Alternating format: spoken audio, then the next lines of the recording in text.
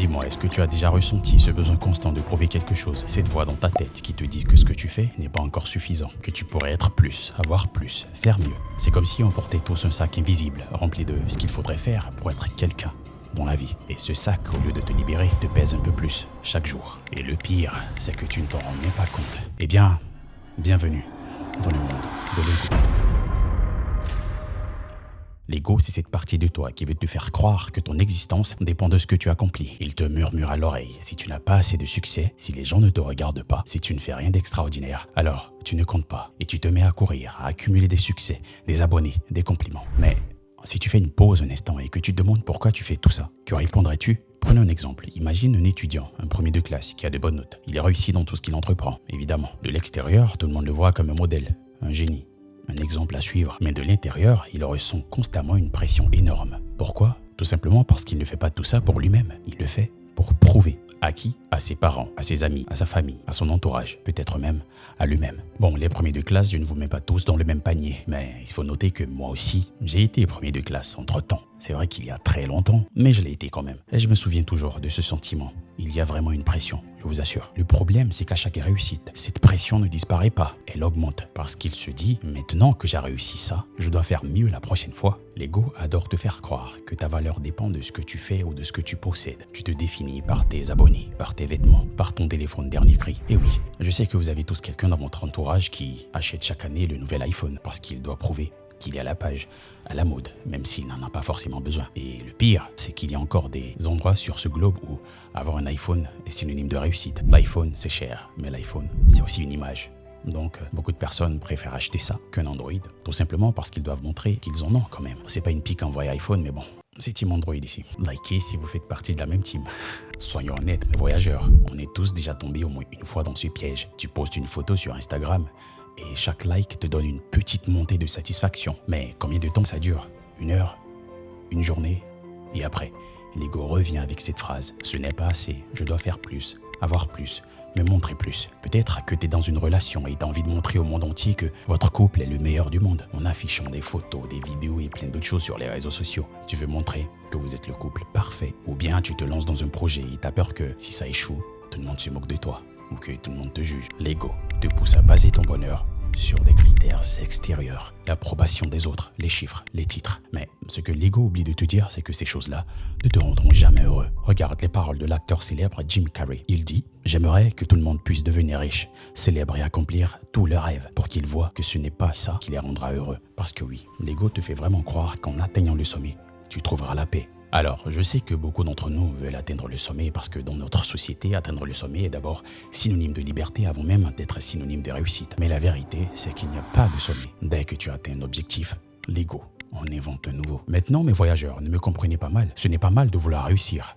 En fait, c'est même génial. Ça te pousse à te dépasser, à apprendre, à grandir. Le problème, c'est quand cette envie de faire plus devient une pression constante, un poids qui t'empêche de profiter de ce que tu as déjà accompli. Et cette pression ne vient pas de nulle part, elle vient de la peur en vrai. L'ego a une peur viscérale, laquelle? Celle de ne pas laisser de traces. Il faut qu'après ta mort, l'on se souvienne toujours de toi, n'est-ce pas? Oui, je sais. On a tous cette envie en vrai. C'est pour ça que l'ego te pousse à tout faire pour être remarqué, validé, aimé de tous. Mais cette peur est irrationnelle parce que tu es déjà là, tu existes. Et ta valeur n'a pas besoin d'être prouvée. La vérité n'a pas besoin d'avocat, n'est-ce pas? Même si, encore une fois, c'est à cause de la société. Pour t'en rendre compte, pense à cette situation simple. Quand tu es avec tes amis, ceux avec lesquels tu peux te permettre d'être toi-même, tu n'as pas besoin de prouver quoi que ce soit, n'est-ce pas? Tu n'as pas besoin d'impressionner. C'est ça, la liberté. Être accepté pour ce que tu es et non pour ce que tu fais ou possèdes. Un autre piège de l'ego est la comparaison. On le fait tous, souvent même sans s'en rendre compte. Tu regardes quelqu'un qui semble avoir plus que toi, plus d'argent, plus de talent, plus d'attention. Et toi, au lieu d'apprécier ce que tu as, eh bien tu te sens inférieur. Et pire encore, c'est que parfois tu te compares à quelqu'un qui semble avoir moins que toi. Pour te rassurer, un petit clin d'œil à ma précédente vidéo. Bref, dans les deux cas, tu perds. Pourquoi? Parce que tu bases ta valeur sur des critères extérieurs. Et le problème, c'est que ces critères changent tout le temps. Pense aux réseaux sociaux. Ce sont les terrains de jeu préférés de l'ego. Tu vois les gens poster leur réussite, leurs vacances, leurs moments parfaits. Mais ce que toi tu oublies, c'est que tu ne vois qu'une petite partie de leur vie. Ce que personne ne te montre, ce sont les doutes, les échecs, les moments où ils ne savent plus quoi faire de leur vie. Alors, pourquoi te comparer à une version filtrée de la réussite? C'est une vraie question. Réponds. Pourquoi? Et là, je peux t'assurer que j'ai ressenti la même chose avant de faire cette vidéo. Ma vidéo précédente, à l'heure où je te parle, est à 5000 vues. Ce n'est pas des scores que j'ai l'habitude de réaliser sur ma chaîne, donc j'étais très content quand j'ai vu ça. Vraiment content. Je n'arrivais plus à dormir la nuit. Non, je rigole, mais vous avez compris, j'étais vraiment content. Mais cette joie n'a pas duré longtemps parce que quelques jours plus tard, l'ego est revenu, toqué à la porte. J'ai commencé à me comparer aux autres créateurs. J'ai commencé à me dire qu'il y a des créateurs qui font le double, le triple, 10 fois plus, 20 fois plus que 5000 vues et en plus en moins de temps.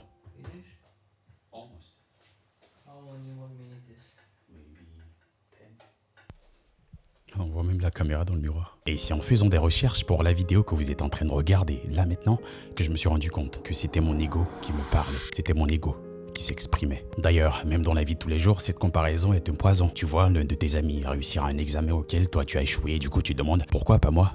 Pourquoi lui et pas moi? Ou tu entends parler d'un ami qui a lancé un business qui a marché et là tu commences encore à te comparer et tu dis que tu es en retard. Encore un clin d'œil à ma précédente vidéo. Mais chaque personne a son propre chemin. Ce que tu vois comme succès pour quelqu'un d'autre n'est peut-être même pas ce que lui il voulait au départ. Moi quand on me demandait je voulais faire quoi quand j'étais plus petit, je voulais être journaliste. Tu préfères jouer ou rapper? Je devrais pas le dire, hein. Normalement, je devrais pas le dire.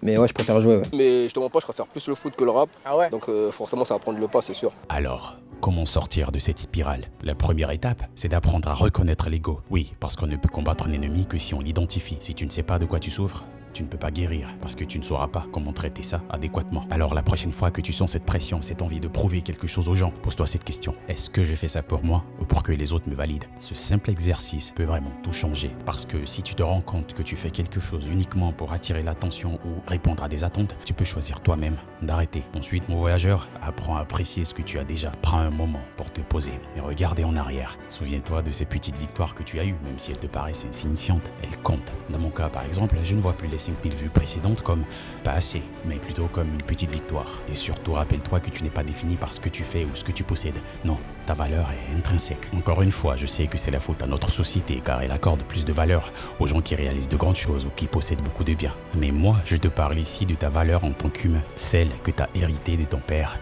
et de ta mère. Celle pour laquelle tout le monde a crié de joie à ton arrivée dans ce monde. Elle est intrinsèque. Enfin, ralentis. Des quoi d'or te faire courir, te précipiter, te pousser à enchaîner les objectifs. Mais la vie, c'est pas une course. C'est un voyage. D'où le nom d'une certaine chaîne sur YouTube. Je sais pas si vous voyez un peu de quoi je parle. Bon, il faut pas que je me perde. Il faut pas que je m'y perde. Je disais que si t'es trop occupé à courir, tu risques de passer à côté de ce qui est beau, de tout ce qui a du sens. Comme l'a dit Eckhart Tolle. Bon, le nom, il est en allemand. Si c'était en anglais, j'aurais pu faire quelque chose. Mais en allemand, je prononce en français. Donc du coup, je disais, Eckhart Tolle a dit ceci. L'ego dit, quand tout sera en place, je trouverai la paix. L'esprit dit, trouve la paix et tout sera en place. Tout ce que tu cherches à l'extérieur, eh bien, tu l'as déjà à l'intérieur de toi. Donc, prends une grande respiration, lâche un peu cette lutte. Tu es déjà assez. Tu as déjà tout ce qu'il faut. Et le plus beau de tout ça, c'est que tu n'as rien besoin de prouver pour exister. J'en ai fini. À plus, mes voyageurs.